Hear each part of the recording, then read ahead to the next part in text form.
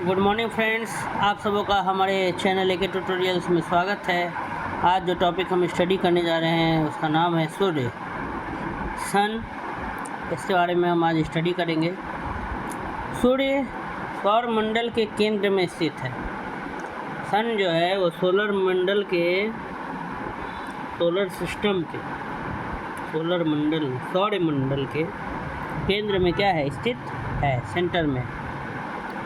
सूर्य का वह भाग जो हमें आँखों से दिखाई देता है उसे प्रकाश मंडल कहते हैं। सूर्य का वह भाग जो हमें आँखों से क्या करता है, दिखाई देता है, उसे हम प्रकाश मंडल, फोटोस्फीयर कहते हैं। नासा के अनुसार सूर्य का आकार पृथ्वी से 109.2 गुना बड़ा है। सूर्य की माध्य त्रिज्या 6,95,700 किलोमीटर। सूर्य के कोण में अत्यधिक उच्च तापमान लगभग 15 के बाद कितना तो शून्य है, 1 2 3 4 5 6, तो क्या 15 गुना 10 पे पावर 6 डिग्री सेल्सियस के कारण उपस्थित सभी पदार्थ गैस और प्लाज्मा के रूप में मिलते हैं। उल्लेखनीय है कि प्लाज्मा द्रव्य मैटर की ठोस, द्रव एवं गैस के अतिरिक्त चौथी अवस्था है।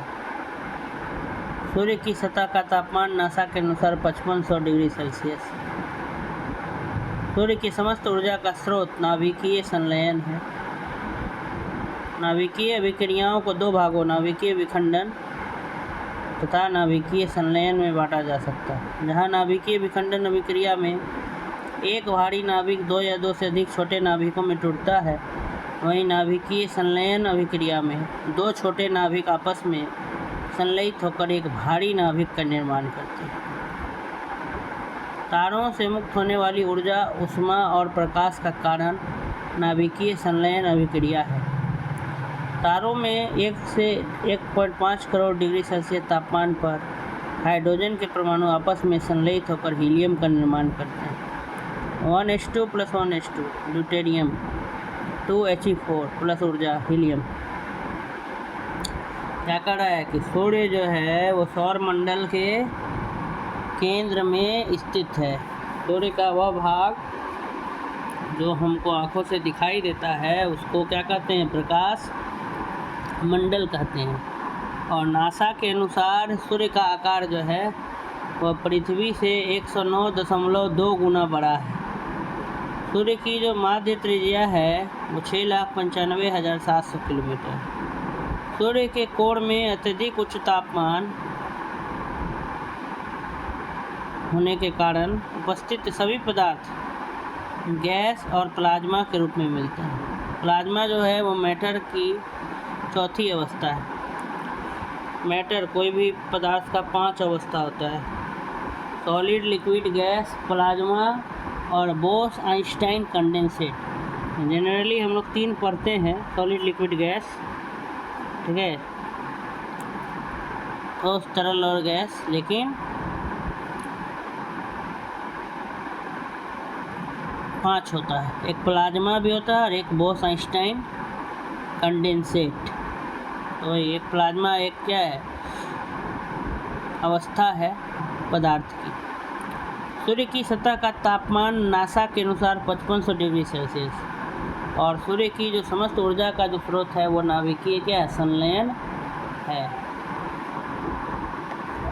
नाभिकीय अभिक्रिया, न्यूक्लियर रिएक्शन को दो भाग में बांटा जाता है, एक न्यूक्लियर फिजन और एक न्यूक्लियर फ्यूजन, ठीक है। तो एक नाभिकीय विखंडन और एक नाभिकीय संलयन। तो जब नाभिकीय विखंडन में होता है कि एक भारी नाभिक, ठीक है, न्यूक्लियस 2 या 2 से अधिक छोटे नाभिकों में टूटता है। और नाभिकीय संलयन में होता है कि 2 छोटे नाभिक आपस में जुड़ करके संलयित होकर एक भारी नाभिक का निर्माण करते हैं। आगे लिखा है कि तारों से निकलने वाली जो ऊर्जा है, ऊष्मा है और प्रकाश है, उसका भी कारण नाभिकीय संलयन अभिक्रिया है। तारों में 1 से 1.5 करोड़ डिग्री सेल्सियस तापमान पर हाइड्रोजन के परमाणु आपस में संलयित होकर हीलियम का क्या करते हैं, निर्माण करते हैं। आगे जो है सोलर इक्लिप्स के बारे में बताया गया है, सूर्य ग्रहण के बारे में। सूर्य ग्रहण की स्थिति तब होती है जब चंद्रमा सूर्य और पृथ्वी के बीच आ जाता है। सोलर इक्लिप्स कब होता है, ग्रहण, सूर्य ग्रहण, जब चंद्रमा जो है सूर्य और पृथ्वी के बीच में आ जाता है, जिससे सूर्य का प्रकाश पृथ्वी तक नहीं पहुंच पाता है, तो सूर्य ग्रहण हो जाता है। यह स्थिति केवल प्रतिपदा, न्यू मुंडे या अमावस्या को ही होती है। इस स्थिति में पृथ्वी का जो भाग सूर्य की ओर होता है वहीं चंद्रमा की छाया पड़ती है। साथ ही पृथ्वी के अनुप्रस्थ परिच्छेद की तुलना में पृथ्वी पर पड़ने वाली चंद्रमा की छाया का आकार छोटा होता है। यही कारण है कि पूर्ण सूर्य ग्रहण पृथ्वी के सभी भागों पर एक साथ दिखाई नहीं देता है तथा यह केवल सीमित भूक्षेत्र में ही दिखाई देता है। सूर्य ग्रहण के समय चंद्रमा पृथ्वी पर दो छाया डालता है। डार्क वाले छाया को अम्बरा कहते हैं एवं कम डार्क वाले छाया को पेनुम्बरा कहते हैं। ठीक है। सूर्य के वायुमंडल का वह भारी भाग जो बिना किसी यंत्र के सामान्य आँख से केवल पूर्ण सूर्य ग्रहण के समय दिखाई देता है, उसे कोरोना कहते हैं। हीरक वलय, डायमंड रिंग का दृश्य पूर्ण सूर्य ग्रहण, टोटल सोलर इक्लिप्स के समय जब चंद्रमा सूर्य को पूर्णतः ढक लेता है कि कुछ सेकंड पहले एवं कुछ सेकंड बाद दिखाई देता है। हीरक वलय परिधि रेखा पर दृष्टिगत होता है। किसी भी परिस्थिति में पूर्ण सूर्य ग्रहण 7.5 मिनट से अधिक नहीं हो सकता है। सूर्य के प्रकाश मंडल से सौर तूफान तीव्र गति से निकलता है, जिस कारण सूर्य की आकर्षण शक्ति को पार कर अंतरिक्ष में चला जाता है। इसे सौर ज्वाला, सोलर फ्लेयर्स कहते हैं। जब यह पृथ्वी के वायुमंडल में प्रवेश करता है तो हवा के कणों से टकराकर रंगीन प्रकाश ऑरोरा लाइट उत्पन्न करता है, जिसे उत्तरी ध्रुव पर, नॉर्थ पोल पर ऑरोरा बोरियालिस तथा दक्षिणी ध्रुव पर ऑरोरा ऑस्ट्रेलिस कहते हैं। ठीक है। सौर ज्वाला जहाँ से निकलती है वहाँ काले धब्बे दिखाई देते हैं, जिसे सौर कलंक, सन स्पॉट कहते हैं। यह सूर्य के अपेक्षाकृत ठंडे भाग होते हैं। चंद्रमा अथवा सूर्य के चारों ओर पक्षाभ साइरस एवं पक्षावस्तरी साइरोस्ट्रेटस बादलों के अपवर्तन से बने श्वेत दूधिया रंग के छल्ले को प्रभामंडल कहते हैं। पृथ्वी सूर्य के निकटतम दूरी पर 4 जनवरी के निकटतम तिथि को होती है। इस स्थिति को पेरोहेलियन उपसौर कहते हैं। इसके विपरीत 4 जुलाई के निकटतम तिथि को पृथ्वी सूर्य से सर्वाधिक दूरी पर होती है। इस स्थिति को अपहीलियन कहते हैं, अपसौर। खगोलीय इकाई एस्ट्रोनॉमिकल यूनिट दूरी मापने की इकाई है। यह इकाई सूर्य एवं पृथ्वी के बीच की औसत दूरी 149.6 मिलियन किलोमीटर के बराबर होती है। अन्य इकाइयों में इसे इस प्रकार समझा जाता है। मीटर में होता है 1.4959 गुना 10⁻11। तारों के बीच की दूरी को मापने हेतु खगोलविदों द्वारा पारसेक का प्रयोग किया जाता है। 1 पारसेक बराबर 3.26 प्रकाश वर्ष। 1 पारसेक बराबर 3.084 गुना 10⁻16 मीटर। इस प्रकार खगोलीय दूरी के मात्रकों में पारसेक सबसे बड़ी इकाई है। तो यहाँ कुछ टॉपिक सब बताया, इधर भी देखिए, आप देख सकते हैं कि करा है। एक तो आपको बताया इम्पोर्टेंट चीज़ इसमें कि सूर्य ग्रहण किसी भी परिस्थिति में 7.5 मिनट से अधिक नहीं हो सकता है। ठीक है। और सूर्य ग्रहण केवल न्यू मुंडे या अमावस्या को ही होता है। उसके बाद ये भी बताया कि सूर्य ग्रहण के समय चंद्रमा जो है वह पृथ्वी पर 2 छाया डालता है। ठीक है। एक ज़्यादा डार्क और एक कम डार्क। ज़्यादा डार्क वाले छाया को अम्बरा और कम डार्क वाले छाया को पेनुम्बरा कहते हैं। ठीक है। उसके बाद एक इधर भी एक टॉपिक का डिस्कस हुआ कि जब पृथ्वी वायुमंडल में प्रवेश करता है तो हवा के कणों से टकराकर रंगीन प्रकाश उत्पन्न करता है, जिसको ऑरोरा लाइट कहते हैं। तो नॉर्थ पोल पर ऑरोरा बोरियालिस और साउथ पोल पर ऑरोरा ऑस्ट्रेलिस कहा जाता है, रंगीन लाइट जो उत्पन्न होता है। तो उत्तरी ध्रुव पर उसका नाम होता है ऑरोरा बोरियालिस और दक्षिणी ध्रुव पर उसका नाम होता है साउथ पोल पर ऑरोरा ऑस्ट्रेलिस। उसके बाद है कि सौर ज्वाला जहाँ से निकलती है वहाँ काले धब्बे दिखाई पड़ते हैं, जिसे सौर कलंक सन स्पॉट कहते हैं। यह सूर्य के अपेक्षाकृत ठंडे भाग होते हैं, सूर्य की तुलना में ठंडे होते हैं। चंद्रमा अथवा सूर्य के चारों ओर साइरस और साइरोस्ट्रेटस बादल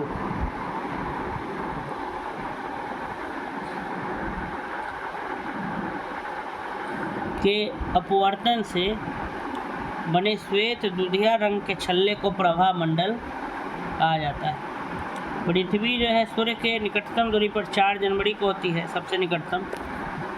सबसे दूर 4 जुलाई को होती है। तो सबसे निकटतम जो 4 जनवरी को रहती है सूर्य पृथ्वी से, उसको पेरीहीलियन कहा जाता है, हिंदी में उप सौर कहा जाता है। और 4 जुलाई को जो सबसे दूर रहते हैं सूर्य से, तो उसको अपहीलियन या अपसौर कहा जाता है।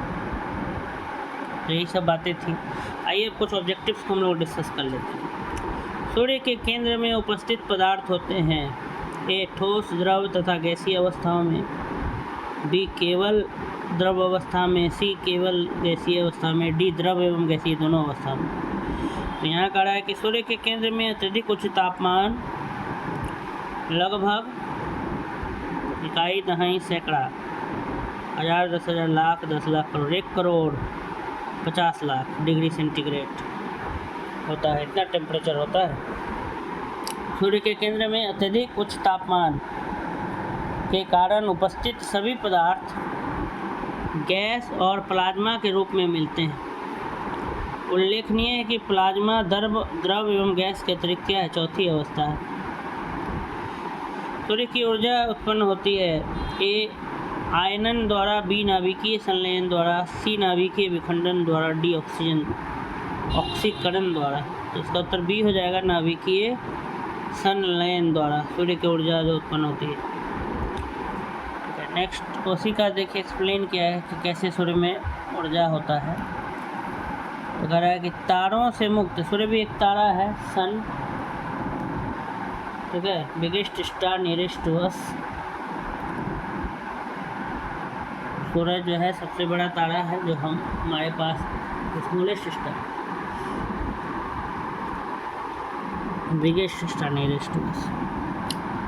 सूर्य को भी तारा कहा जाता है। तारों से मुक्त होने वाली ऊर्जा, ऊष्मा और प्रकाश का कारण नाभिकीय संलयन अभिक्रिया। तारों में 1 से 1.5 करोड़ डिग्री सेल्सियस तापमान पर हाइड्रोजन के परमाणु आपस में संलयित होकर हीलियम का निर्माण करते हैं।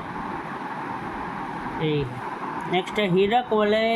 एक दृश्य है जिसे देखा जा सकता है। पूर्ण सूर्य ग्रहण के आरंभ में, पूर्ण सूर्य ग्रहण के अंत में केवल पूर्णतया पथचिह्न के परिधीय क्षेत्रों पर, केवल पूर्णतया पथचिह्न के केंद्रीय क्षेत्र पर। इसका सही उत्तर हो जाएगा सी, केवल पूर्णतया पथचिह्न के परिधीय क्षेत्रों पर। हीरक वलय डायमंड रिंग का दृश्य पूर्ण सूर्य ग्रहण, टोटल सोलर इक्लिप्स के समय, जब चंद्रमा सूर्य को पूर्णतः ढक लेता है, कुछ सेकंड पूर्व एवं कुछ सेकंड बाद परिधि रेखा पर दिखाई पड़ता है। सूर्य ग्रहण कब होता है? चतुर्थांश चंद्रमा के दिन, प्रतिपदा के दिन या किसी दिन या पूर्णिमा को। तो प्रतिपदा, न्यू मून डे, इसको अमावस्या भी कहा जाता है, उस दिन होता है सूर्य ग्रहण। सूर्य ग्रहण सोलर इक्लिप्स की स्थिति तब होती है जब चंद्रमा सूर्य और पृथ्वी के बीच आ जाता है, जिससे सूर्य का प्रकाश पृथ्वी तक नहीं पहुंच पाता। यह स्थिति केवल प्रतिपदा या अमावस्या को ही होती है। प्रत्येक सूर्य ग्रहण घटित होता है: ए केवल पूर्णिमा, बी केवल अमावस्या, सी और बी तो केवल अमावस्या को ही सूर्य ग्रहण। कभी भी सूर्य ग्रहण अगर होगा तो वह दिन अमावस्या हो। लेकिन ज़रूरी नहीं है कि हर अमावस्या को सूर्य ग्रहण हो, ऐसी बात नहीं है। लेकिन जिस दिन भी सूर्य ग्रहण होगा उस दिन अमावस्या होगा, न्यू मून डे। पूर्णिमा को फुल मून डे कहते हैं, अमावस्या को न्यू मून। सूर्य ग्रहण कब होता है? ये सूर्य जब चंद्रमा व पृथ्वी के बीच आ जाता है, पृथ्वी जब सूर्य और चंद्रमा के बीच आ जाती है, चंद्रमा जब सूर्य व पृथ्वी के बीच आ जाता है, ऑपरेट में से कोई नहीं। इसका उत्तर सी है। चंद्रमा जब सूर्य और सन और अर्थ के बीच में जब मून आ जाता है, मून बीच में रहेगा सन और अर्थ के, तो सूर्य ग्रहण हो जाएगा। ठीक है, सूर्य का रोशनी पृथ्वी पे नहीं पड़ेगा, इसलिए सूर्य ग्रहण। बीच में चंद्रमा आ गया। अगला सवाल है कि अगला सवाल क्या लिखा है? खग्रास पूर्ण सूर्य ग्रहण केवल सीमित भू क्षेत्र में ही दिखाई पड़ता है। पूर्ण सूर्य ग्रहण जो है, टोटल सोलर इक्लिप्स, वो केवल सीमित भू क्षेत्र में ही दिखाई पड़ता है, क्योंकि ये पृथ्वी के अनुप्रस्थ परिच्छेद की तुलना में पृथ्वी पर पड़ने वाली चंद्रमा की छाया का आकार छोटा होता है। बी, पृथ्वी की सतह सपाट नहीं है बल्कि उसमें उभार और अवनमन है। सी, सूर्य के चारों ओर पृथ्वी की तथा पृथ्वी के चारों ओर चंद्रमा का कक्ष पथ पूर्णतः वृत्ताकार नहीं है, पूरा गोल नहीं है। डी, वायुमंडलीय अपवर्तन के कारण, एटमॉस्फेरिक रिफ्रैक्शन के कारण सूर्य की किरणें चंद्र छाया के अधिकांश परिधीय क्षेत्र तक पहुँच सकती है। ये क्वेश्चन IAS प्री 1993 में पूछा गया था।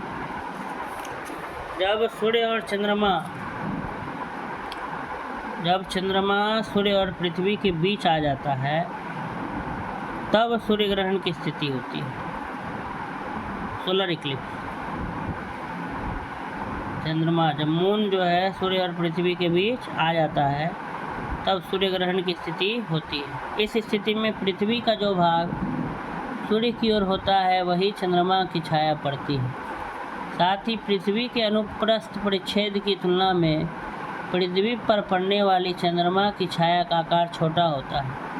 यही कारण है कि पूर्ण सूर्य ग्रहण पृथ्वी के सभी भागों पर एक साथ दिखाई नहीं देता है तथा यह केवल सीमित भू क्षेत्र में ही दिखाई देता है। सूर्य का प्रभा मंडल HALO प्रकाश के अपवर्तन से उत्पन्न होता है। ए, स्तरीय मेघों के जल वाष्प से। बी, पक्षाभ कपासी मेघों के हिम स्फटिकों में। सी, पक्षाभ मेघों के हिम स्फटिकों में। डी, स्तरीय मेघों के धूल कणों में। इसका उत्तर हो जाएगा सी, पक्षाभ मेघों और हिम स्फटिकों में।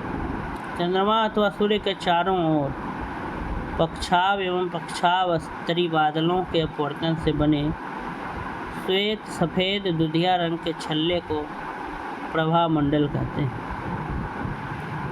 चंद्रमा अथवा सूर्य के चारों ओर पक्षाभ और पक्षाभ स्तरीय बादलों के अपवर्तन से बने श्वेत दुधिया रंग के छल्ले को प्रभा मंडल कहते हैं। एक खगोलीय एकक 1 एस्ट्रोनॉमिकल यूनिट औसत दूरी है। ए, पृथ्वी और सूर्य के बीच की। बी, पृथ्वी और चंद्रमा के बीच की दूरी की। सी, बृहस्पति और सूर्य के बीच की। और डी, प्लूटो और सूर्य के बीच की। तो इसका सही उत्तर हो जाएगा ए, पृथ्वी और सूर्य के बीच। खगोलीय इकाई एस्ट्रोनॉमिकल यूनिट लंबाई मापने की इकाई है।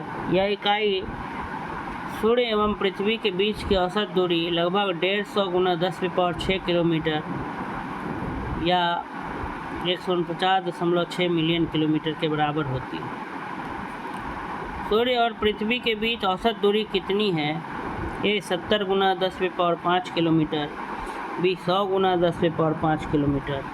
सी, 110 × 10⁶ किलोमीटर। D, 150 × 10⁶ kilometre. इसका सही उत्तर हो जाएगा डी, 150 × 10⁶ किलोमीटर। ये अगला क्वेश्चन देखते हैं। सूर्य से पृथ्वी की दूरी कितनी है?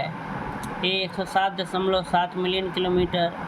B, 142.7 million kilometre. C, 146.6 million kilometre. और डी, 149.6। इसका सही उत्तर डी हो जाएगा। सूर्य से पृथ्वी की दूरी 149.6 मिलियन किलोमीटर। क्वेश्चन नंबर 12, पृथ्वी सूर्य से निकटतम दूरी पर होती है। ए 3 जनवरी को, बी 4 जुलाई को, 22 मार्च को, 25 सितंबर। 3 जनवरी, 4 जनवरी के आसपास लिखा था, तो वही 4 जनवरी या उसके निकटतम तिथि लिखा था, तो 4 जनवरी के आसपास 2, 3, 5, तो वही 4 जनवरी को सूर्य निकटतम दूरी पर होता है और 4 जुलाई के आसपास सबसे ज़्यादा दूरी पर होता है। तो सबसे कम दूरी, निकटतम दूरी 3 जनवरी।